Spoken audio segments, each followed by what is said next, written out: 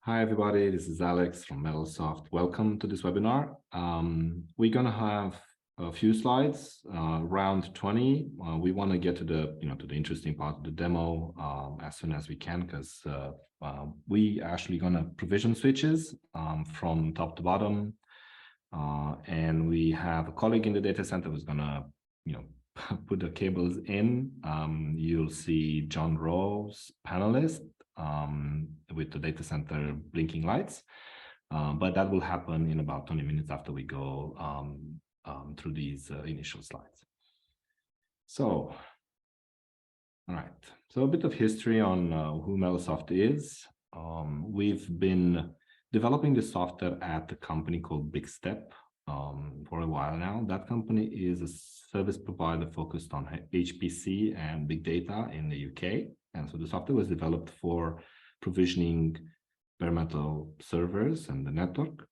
And we've spun it off as an independent company in 2019, and basically selling the software that we developed for our internal use to be used, for others, other service providers, other enterprises. And this is what we're presenting today. The team has a lot of service provider experience. So even before Big Step in 1998, the founders were also the founders of Bordei, and we worked together there for a long time. So we have this long history of experience in the service provider industry, and we're taking that experience and trying to put it into the product that we're building. So essentially, what we're trying to solve with the product, and we're gonna, it's gonna get clear as we progress, is the issue that the networking automation has been lagging behind the server automation and the storage automation. I mean, on the server side, you have the DevOps movement, infrastructure as code, but a lot of companies don't have that sort of flexibility, and that's because most of the tools that you have in the networking space are very human-centric, right? They're still, they act as force multipliers rather than, actually being completely zero touch and fully automated, right? They have these slow turnarounds.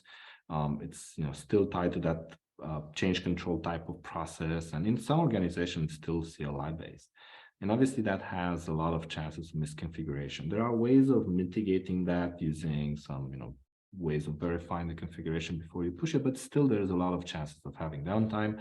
There's a lot of issues with, with just being very slow and being, as a network, service, the provider of the network services within an organization, being the slowest moving piece of it all, right? And that's starting to have to become a problem.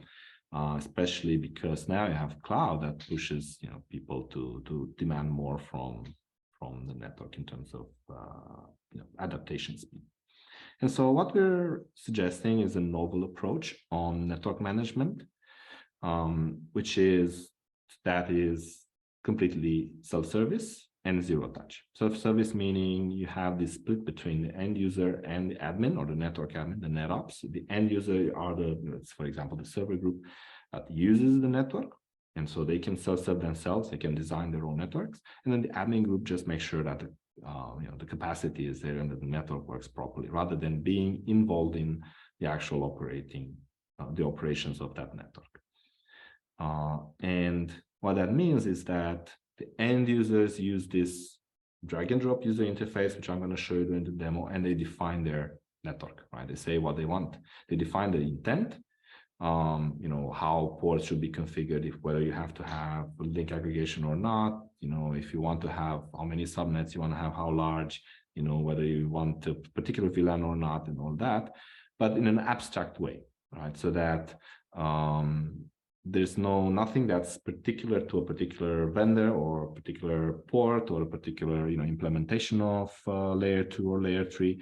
So they define the services that they want from the network, and they hit deploy, and that's it. And then the system then acts and provisions everything automatically, zero touch, so that the entire team, the networking team, doesn't have to touch anything. So this zero touch operations concept is obviously very important for the enterprise side of things, because it obviously reduces pressure on NetOps.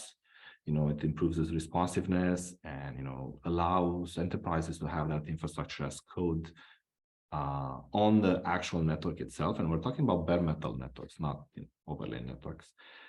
Actual switch configurations and everything to be tied into infrastructure as code pipelines.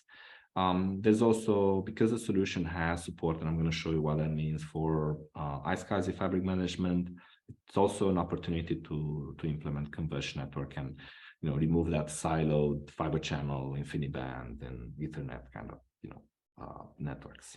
And so this is one use case, and second use case, which is is actually the area where we started with because it's most familiar with us, is for building products or doing product refreshes for service providers. And so there are a number of service providers, hosting providers, colocation providers, SaaS companies. They can either use, for example, if you're a colocation provider, you can offer your network as a service to your colocation customer. So they can just log in the portal and drag and drop the requirements that they have. Or you can just use our product to improve your operations overall. And for example, Rackspace has about 6 touch points. So 6 people touch the equipments from the order to the delivery, and obviously that's very slow. And our solution, this product, as well as the whole suite that this product belongs to, makes that all go away basically and happen completely automatically. And obviously you can enable multi-tenancy and data center interconnect and a whole bunch of other nice features that help service providers offer their services. And I'm going to talk a bit more about them during the demo. And as I mentioned before, this product called the MetalSoft Fabric Manager is part of the Full Metal Cloud solution. And the Full Metal Cloud solution is full stack. So it allows not just the network part of it to be intent-based and provisioned in that manner, but also the servers and the storage. Right? So it's a single unified intent blueprint that the end users can define. They hit deploy, and then we lay it out on everything. We provision the servers, we provision the network configurations on the switches, EVPN, and also the same on the storage. And we're multi-vendor, so we can work with multiple vendors on all these areas, obviously including Sonic on the networking side, Dell Enterprise Sonic to be exact, but also we can work with with many other vendors. And this is important for a lot of our companies because obviously the fact that we have this abstract layer of intent allows companies to change the underlying technologies or change the underlying vendors if they want to in the future, or versions, without having to change anything from the customer's perspective. So they just reprovision things. And another advantage of being full stack is, besides the fact that it's much easier to operate because you don't need that glue code that you normally have to tie all the pieces together, is the fact that we provision very consistent network configurations across all of these mediums, right? So if a customer wants to, for example, have a link aggregation for redundancy, right? We not just provision the diff switches, but we also configure the bond interface, and we allocate IPs on the bond interface. They want additional VLAN interface, so we configure them inside the operating system. We obviously do the network configuration on the switches so that each individual tenant has its own layer 2 networks and layer 3 configurations. And we do the same on the storage, right? We make sure that we provision the virtual ports on the storage arrays, all of the ports on the paths for each of the servers towards the storage array, so that you have at least 4 different paths for each individual server. So everything is just sort of tied in and built in a way that misconfigurations and errors are not really possible. And I'm going to show you what we mean by that. From an architectural standpoint, we have this controller and agent architecture, and you have one controller somewhere in one of your locations, one of your data centers, and then agents in each site. And through the agents, you can do, and we will show you today how we do the ZTP, how we provision the switches, And if you're using the entire stack, it's the same architecture for provisioning the service and the switches as well. But those are not absolutely necessary. If you use just the Fabric Manager product on its own, it can operate without the servers. And we're also working on an inbox agent that will reside on the actual, so Docker container will reside on the actual switches to do basically the same thing for smaller sites. That's also very important because we have this hierarchical control plane architecture. So essentially the agents can also connect to other agents.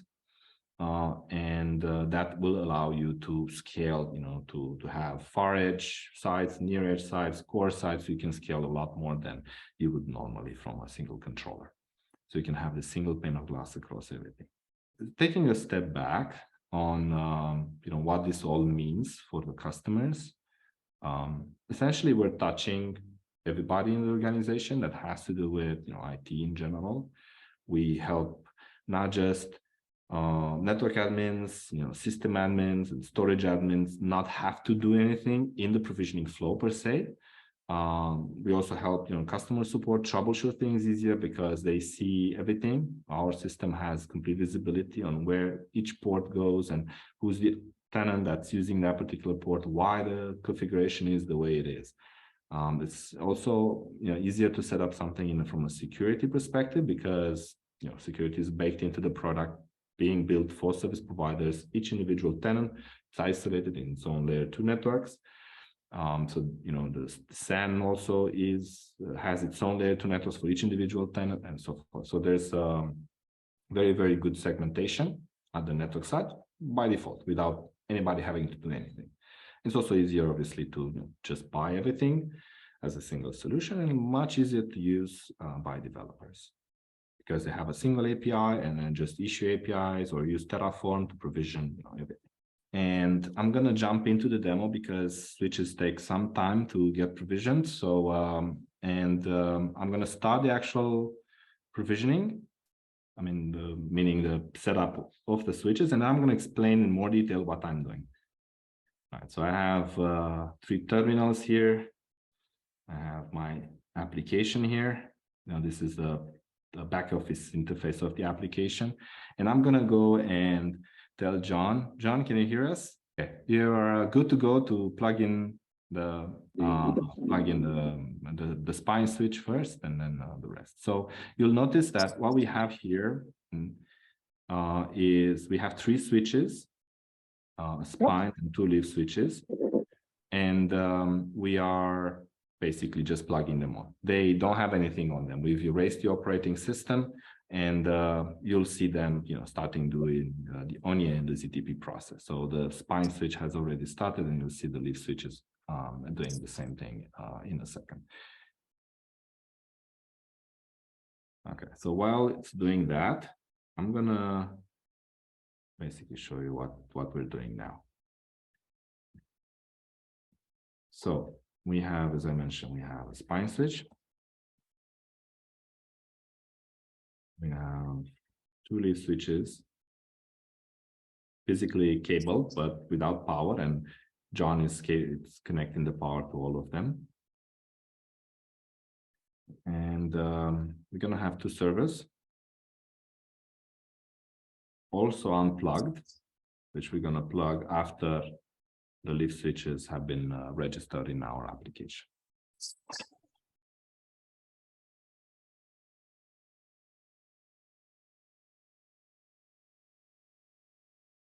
Okay, so what's going to happen here is that the spine switches and all the switches will start appearing in the application, in our application, and we will configure everything about them. So we will do the initial configuration of ZTP, and then also we will do a second phase ZTP, which is ours, where we will be configuring the BGP sessions between the switches so that they can operate that EVPN fabric. We have the agent.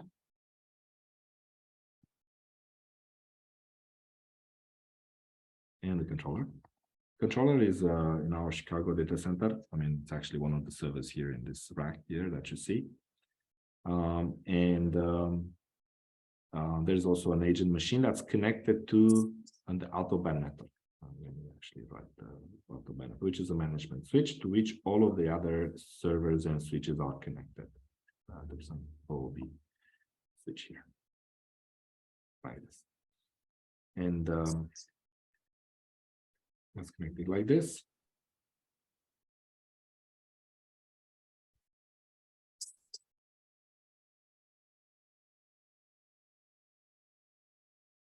And obviously the spines issue the HTTP request, we capture that, and then we provision everything.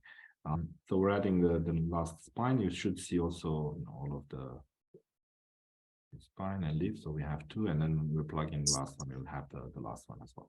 So this registering process means that we're going to discover, as I said, we're doing the ZTP process, and then we're doing the initial configuration, also discovering things about the switch. And this process end to end until all of the switches are registered in our system is going to take, give or take, 15 minutes, 20 minutes. So I'm going to take this time to walk you through the application and show you around. And we're going to keep an eye on the switches and see what's happening. So as I mentioned, maybe I can start with this diagram here. This is what you need in a data center for things to work, right? You need the agent and then the controller connected to the out-of-band network.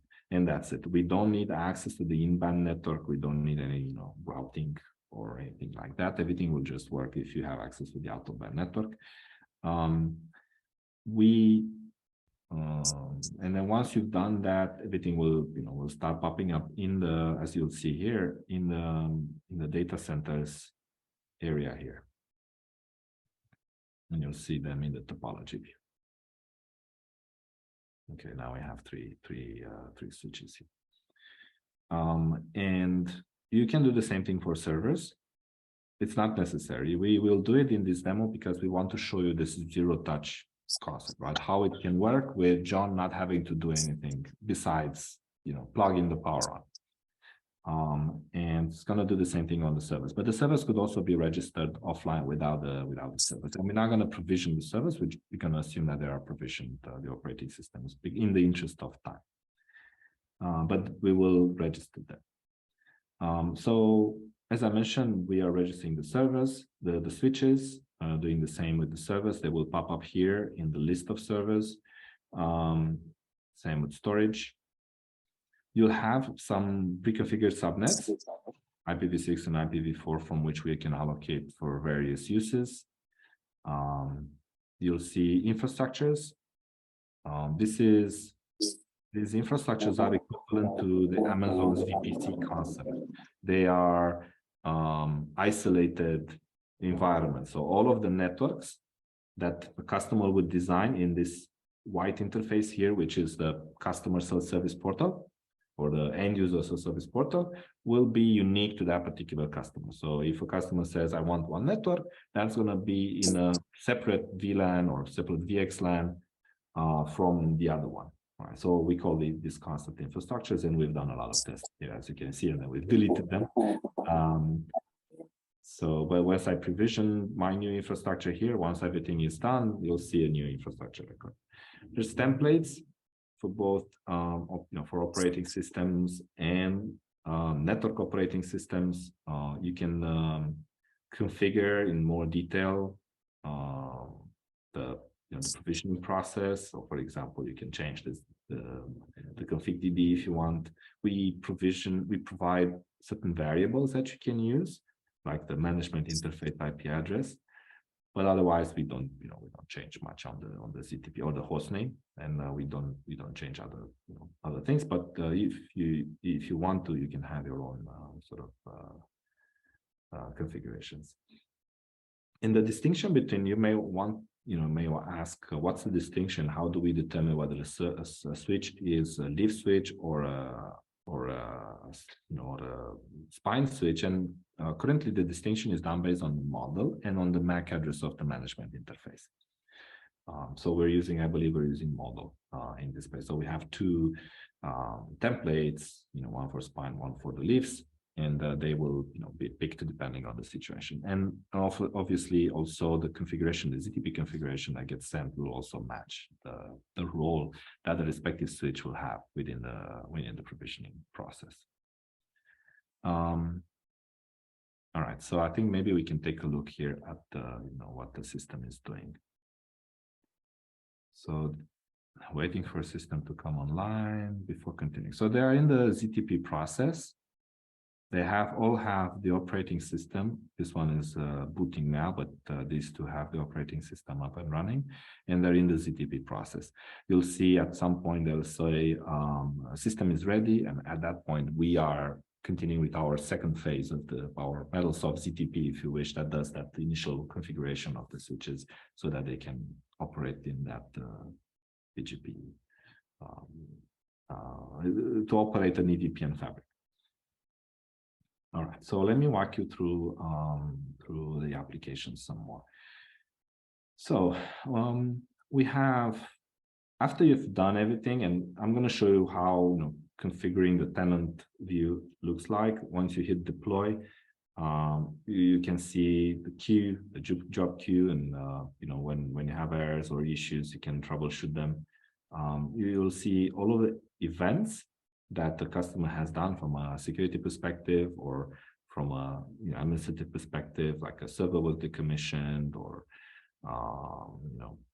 for example, I think we've seen here switch device deleted. So we deleted the switches before we started this demo and so forth. So you have all of the information about what's happening in the system. Our system is a single source of truth. So when we provision something, then actually, let's go into the switches. Maybe I can show you what that means. We will be provisioning everything from scratch. We don't have to have prior information or pull the information from the switches. We know how things are supposed to look like by looking at the intent of the respective customers, right? And we make sure that there's no collisions between the intents of the tenants. Okay. And workflows, this is important because it allows you to do things like integrate with ServiceNow if you want, but integrate as an approval process if you wish, right? So there's, a workflow looks like this. You have, the workflow editor, and you can add tasks, and those tasks can be anything. Basically, it could be an Ansible bundle, SH exec, HTTP request, and so forth. So you can input these tasks within the graph of operations, which I'm going to show you when we hit deploy, so you can do more things, right, and change things. So we've used it many times for customizing the provisioning process in certain situations that are not covered by our mechanisms. You can use variables and secrets. We can do also firmware upgrade. This one is currently only focused on the service part, but it's going to be extended to the switches themselves. It's going to be rule-based. So you can put rules like if component name equals something, do the upgrade. And what this means is that every night we're going to go and check with Dell and see if there's new firmware upgrades available for a particular component. And if so, it's going to deploy it and ask for confirmation. And the same process will happen for switches. Okay, so going down a bit, there's obviously there's full support for very enterprise authentication. Things like SAML and LDAP can be used to log in. You can have two-factor authentication, security cards, and everything that you want to have. You have also for RBAC support, so you can control who has access to what. Like then you can create custom roles, define permissions. So this is actually useful. For example, the network group can own the solution, and when the server group wants to add new servers to the pool and just start consuming the network as a service, the network group can provide certain permissions to the server group so that they can only manage their servers and have only read view on the switches side, so you can see how the port configuration are supposed to look like, but that's it. I want to also mention that there are a few more advanced topics, which I'm not going to get too much into right now, on how we manage external connections and the concept of network profiles. But I want to just maybe give you a very, very short. I think it's important on the sort of talks about the capability. So we have the option of configuring border devices. If you have two border devices and, for example, a firewall, here you can use the external connection, creates two external connections here and here, and then instruct via the network profiles, which is this concept that I'm going to show you while we are doing the configurations here. Change the way the network happens so that we take the layer 2 network from a server to a particular external connection, so that you can have access to the firewall. You can use this for uplinks management and so forth. It's not the case in our setup here, and we have a very simple setup, but you can do that if you want, and that's also used a lot in production, actually, to connect to clouds and other environments. All right. Actually, maybe we can. Let's see where we are. Okay, let's check the switches and see if they're ready.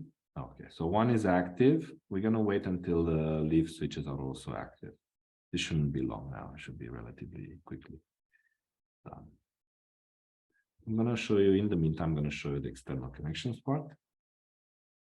Where was it? Okay, sorry. So other data centers, you have, sorry, not the network profiles.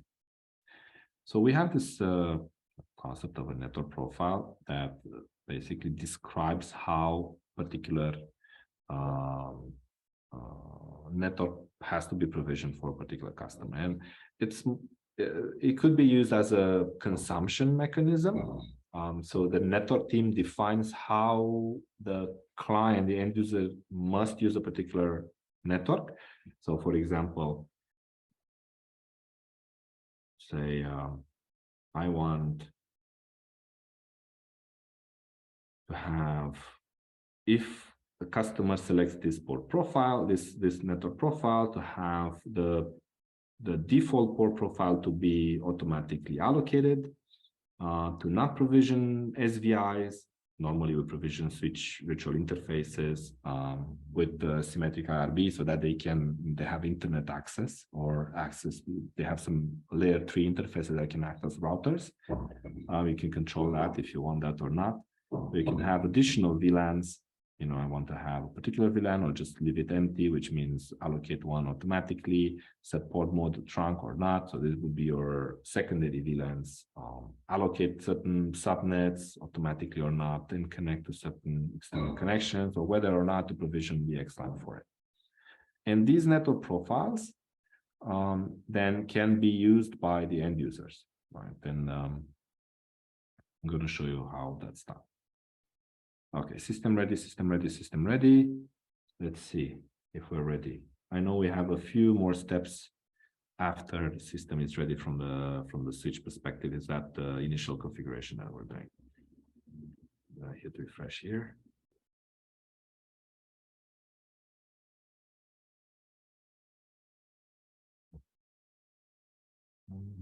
Might take a second or two. Okay, it might take a bit more. All right, I'll come back to you. So you'll have noticed that we have our own embedded IPAM on the subnet side. So we allocate our own subnets, and we break down into the different individual subnets that you want for the various uses on SAN or out of band, or at the switch level, for things like link aggregation. We allocate our own VNIs. We manage everything. It just works from top to bottom. Okay, second leaf off, and then this last one should be ready. And when this happens, we're going to tell John to plug the cables on for the servers. We need this because the servers, I'm going to explain how that works, but the servers use LLDP to determine where various ports are connected to. And so we need the operating systems and everything to be up and running on the switches before we plug in the service. But this is a limitation that's going to be resolved moving forward. So the service will stay in this registration process until the LLDP information is available. But currently you have to sort of make sure that you register them after the leaf switches have been registered. So John, are you ready? We should, we should start the plugging in the service once we have the second leaf up and running. I know the ZTP process per se isn't, fantastically, interesting, and others can do ZTP. We just wanted to show the entire zero-touch experience from top to bottom, how you can manage the entire data center without having to do anything more than plugging things in, right? That's what we wanted to show here. So far, all John had to do is to plug the servers and the switches in. And I mean, the servers not yet, but the switches, and he will plug the servers in a second. Let me refresh this. Okay, active. All right, so I think we're good to go. There are two different types of servers, so they will behave a little bit differently. They have different configuration. One is up there, the other one is down in the rack somewhere. Then we're plugging them right now. Okay, so right, things have started. I believe the servers should be listed here. Oh, not yet. Guess we're waiting.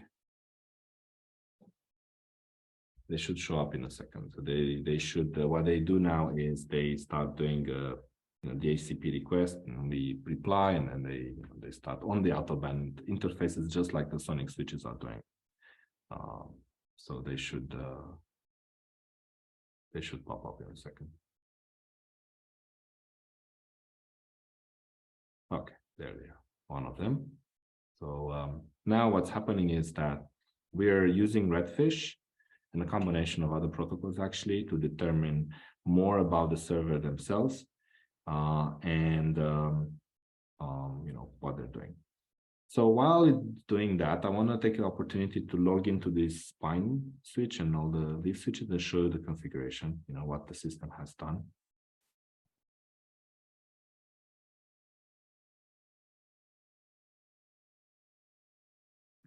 So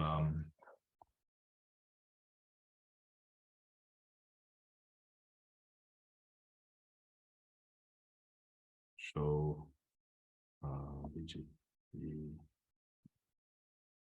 neighbors. So if everything went according to plan, we should see two S numbers here.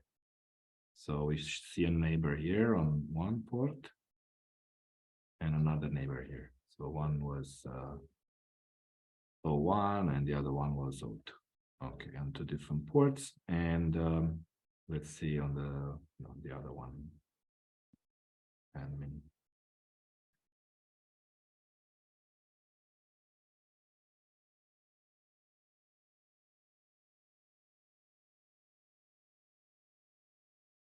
Show BGP all neighbors.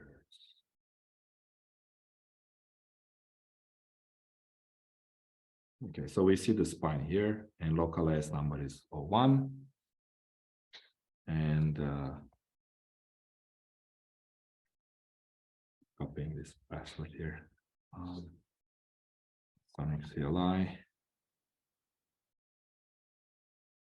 Show BGP all neighbors.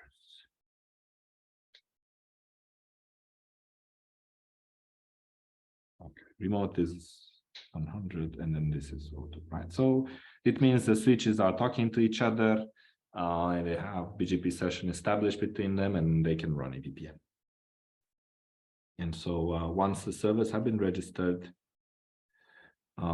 we will be able to actually, start building those EVPN networks.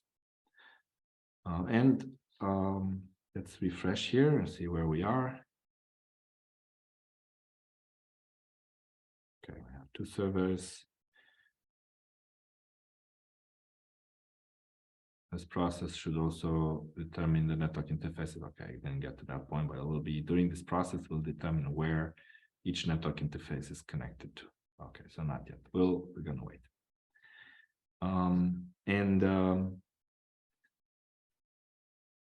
As I said, this process, the registration process, goes through, and determines where everything goes. And it will also automatically allocate, and I'm going to show you a stock keeping unit.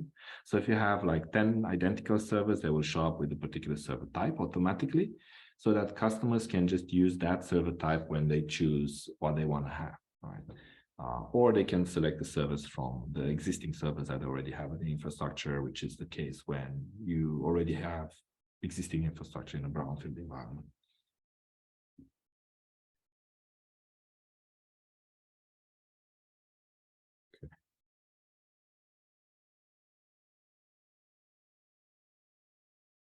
Okay, let's see.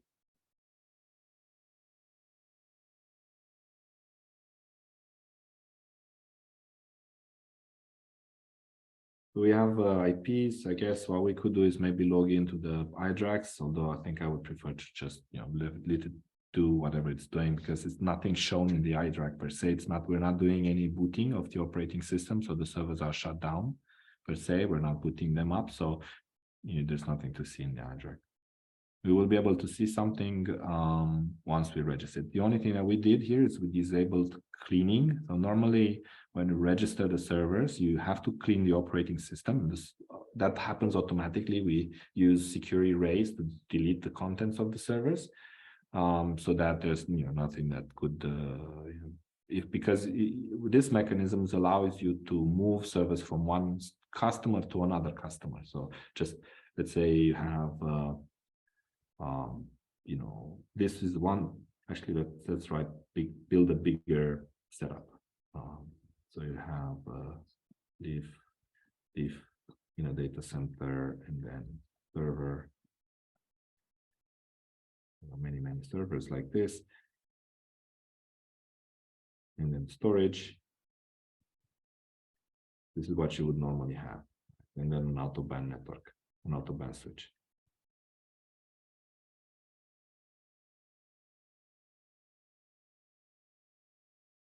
Okay, and then spines.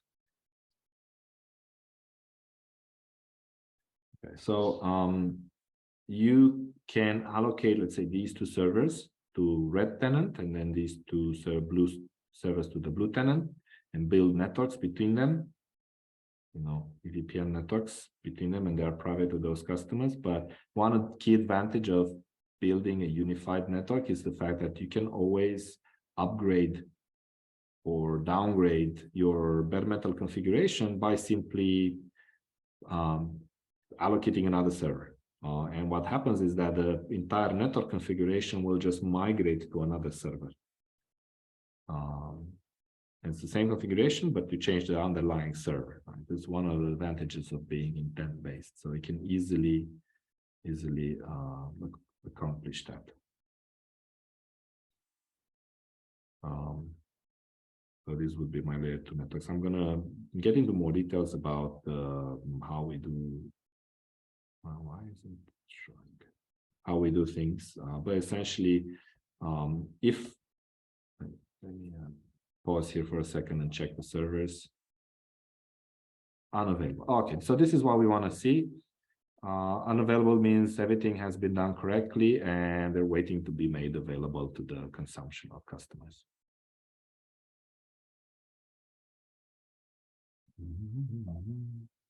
Okay, action succeeded. I'm gonna do the same thing here.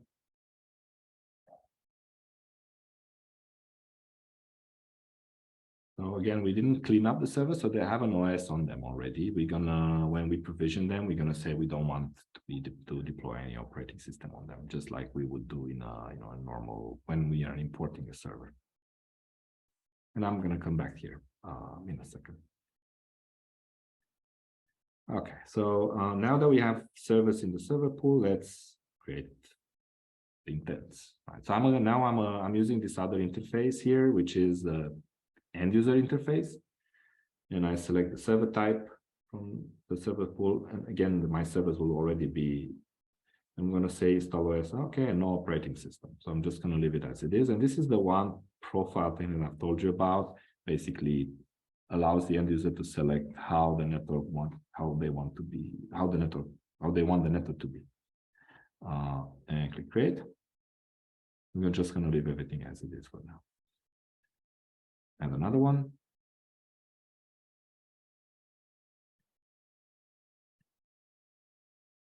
Operating system, automatic. Okay, so again, we're not touching the servers in this process. We're only going to provision this layer 2 network between this port here and this port here. And that's it. And the default network profile.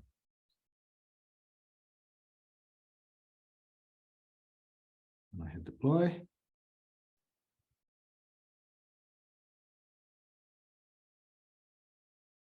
Takes a second.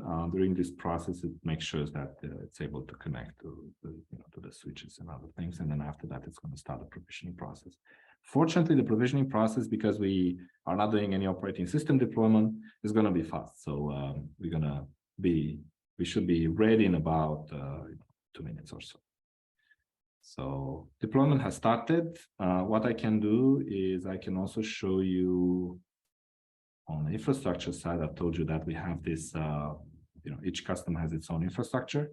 You can see it being deployed. I think I want to show you the provisioning graph to see, what's doing behind the scenes. This is important because as an admin, if things often have issues like you have problems with the network cables or problems with the equipment that's not working or anything. And what happens is that you can one of these tasks will fail, switch device provision, for example, or anything, and then you can stop and see what's happening and then intervene, fix the problem, and continue. So but by itself, you'll see it just goes through all of these stages and does various things.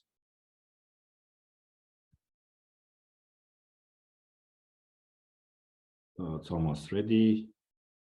Give service back to customer, but they're already provisioned. So we will be able to, once it goes through this process, we should be able to log into the servers and see how they look like.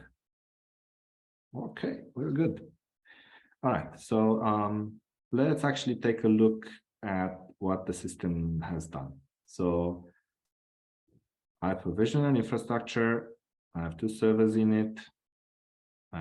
The following switch interfaces that are used, Ethernet 01 on this server, on this infrastructure, on this switch with these MAC addresses and all that. I can also see the same thing on the switches side. So if I go on the leaf switch, I'm not sure which, so go to the switch interfaces. I'm going to enlarge this a bit. You'll see that I've provisioned, 2 ports. One of them has this role, the other one is unused, but it's allocated to a particular customer because the server occupies it. And on the server side, servers are now used by somebody and by myself. And again, on the network interfaces, I can see the IPs that were allocated, where these switches are connected to this leaf, to this port on this leaf. And we're going to take a look at the switch configuration as well. I know we only have 5 minutes, but I think it should be sufficient. Let's open up one of these servers.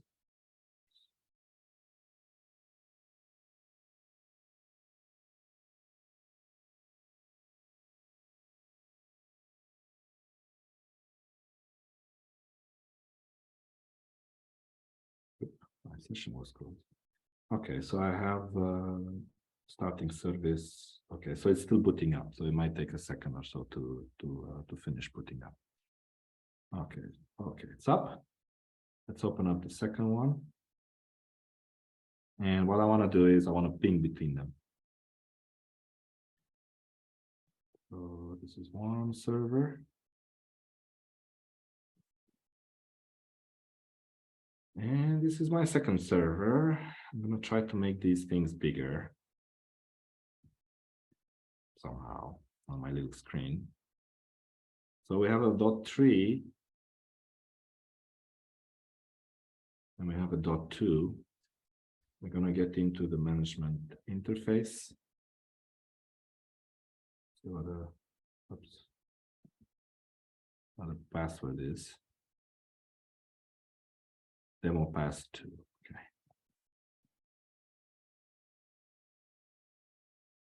Okay, so I want to be able to ping the other server. .2. So if it says okay, then we should be okay. Okay, all right. So I have ping between them. So let's look on the switches. Let's see what we did. Sonic CLI. Oh, that's the spine. Nothing will be done on the spines. Just 1 second. Okay, so show interface status. We should see the Ethernet 0, Ethernet 1 being configured. Okay, Ethernet 1 is connected to this one interface with this infrastructure. So I can also see show VLAN.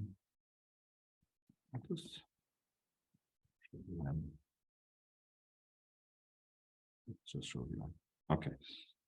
So I've got the VLAN 100. It's attached to a VXLAN between them and to port Ethernet 1. And same thing is going to happen here. Show VLAN. Okay, so I have Ethernet 1, again, the same VXLAN. So, yeah, there you have it.